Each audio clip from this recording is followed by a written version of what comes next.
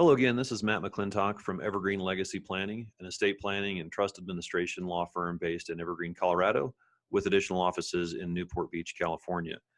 I recently posted a video explaining to other attorneys what the Clayton election is and how it works, and kind of how it compares against other marital deduction planning approaches that we use for married couples, especially United States citizen married couples, in their estate plans, if it's a will or if it's a trust. So that video goes into greater detail, but I had another question come up today from another colleague that asked me, so how do you explain this stuff to clients? And so I put this video together for that purpose. As a quick disclaimer, again, the information in this presentation is offered really for general education purposes only. My intended audience is other estate planning attorneys who are looking for some clarity on issues, or for other attorneys who are just looking to learn more about some estate planning techniques. If you're an individual who is simply looking to get more information on estate planning and how estate planning works, welcome, that's great. But understand that this video is not intended to constitute legal advice, and it does not constitute or create any attorney-client relationship. Certainly make sure that you consult a licensed attorney in your area before you make any decision concerning your estate plan or any other legal matter. In some jurisdictions, this video content may constitute attorney advertising, even though that's really not my intent. I'm here to educate and inform, but if you're a bar association that thinks this is advertising, welcome, and that's my disclaimer. So quick reminder, longer video on this is already posted on this channel, but the Clayton election is a marital deduction approach when you're planning for U.S. citizen married couples, could be same sex, could be opposite sex, doesn't matter, married couples who are looking at providing for a surviving spouse through an estate plan. What the Clayton election does in broad strokes is it puts all of the deceased spouse's estate into a trust that only qualifies for the marital deduction if and to the extent the trustee lists assets on Schedule M of the deceased spouse's federal estate tax return. That's called Form 706. If there is no election made, if the trustee does not make the election to put assets on Schedule M, then the decedent's estate is in what's often referred to as a credit shelter trust or a bypass trust. To the extent the election is made, that property that's listed on Schedule M of the 706 constitutes a marital deduction qualified terminable interest in property, or QTIP trust. So reminder, a 706 federal estate tax return is required only if we're using the marital deduction. If we're not using the marital deduction at all, we don't have to file the 706. All of the deceased spouse's property goes into a credit shelter trust for the benefit of the surviving spouse, and you're done. That does also, though, make you not use the estate tax exemption of the deceased spouse through what's called portability.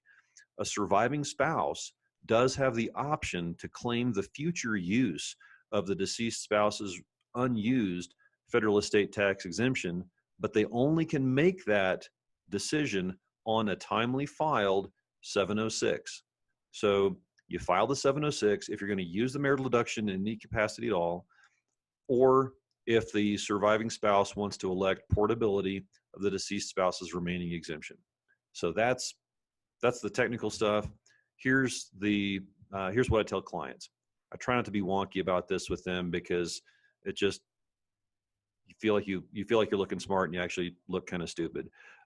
So the way what I tell clients is that your plan is all about keeping your options open, because right now, when we're planning for your estate, we have no idea how big your estate's going to be in the future. No idea what that's going to look like, what your assets are going to be comprised of, or how valuable they're going to be when the first person passes away. We also have no idea what the estate tax exemption is going to be. I've been doing this for 20 years, and I've seen a bunch of different estate tax exemptions from as low as $600,000 to what they are today in 2020. It's $11.6 million. They ebb and flow with political winds. So the estate tax exemption is most likely going to change at some point, potentially dramatically, between the day we do your estate plan and the day the estate plan actually matters. We have no idea what the assets are going to be comprised of. If they're high growth, if they're income producing. And we also don't know today how much protection the surviving spouse is going to want or need. And so those decisions will help determine whether it makes sense for us to put assets in a marital Q-tip trust or to leave them in a family credit shelter or bypass trust. So first step is just reminding them that the plan is all about options.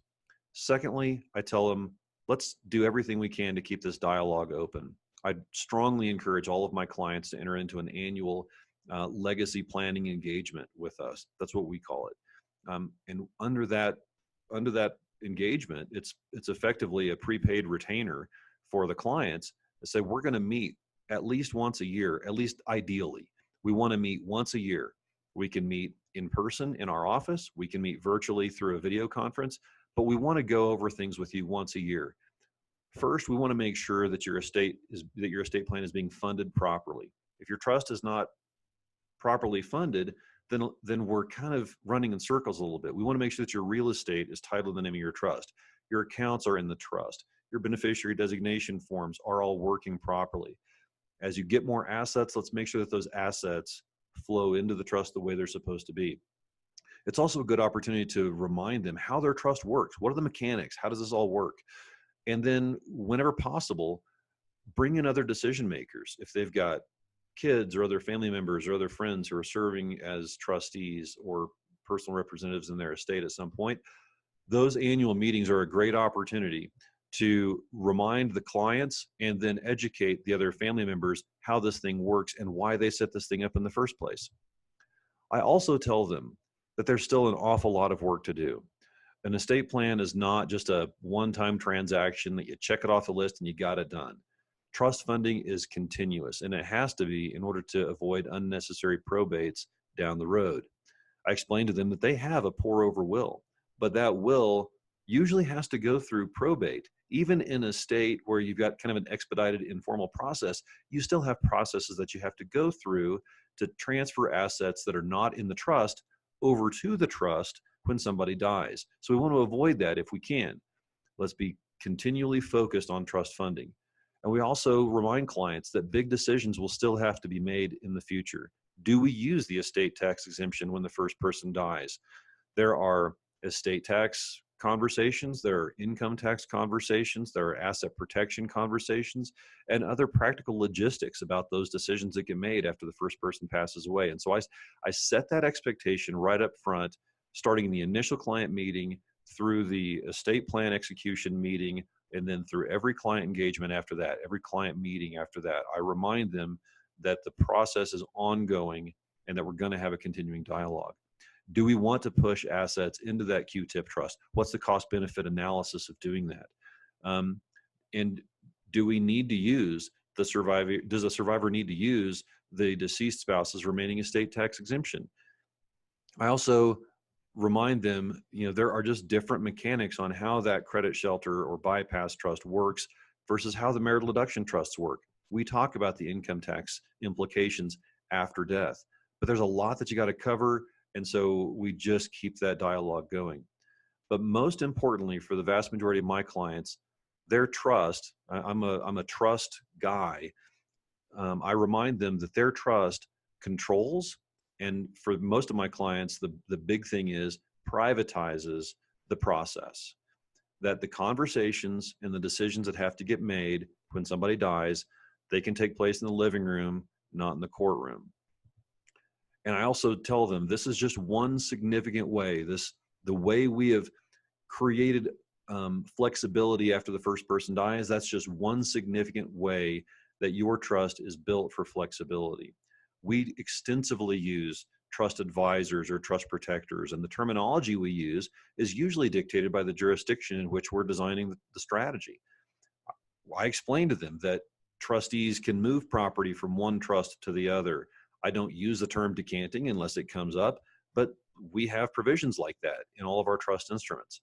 We allow trustees to move assets or move the trust from one jurisdiction that may be less protective into another jurisdiction that may be more protective or has a lower income tax rate for fiduciaries.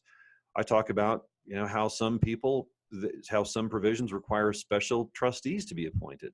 And so lots of flexible provisions that we bake into every client's trust.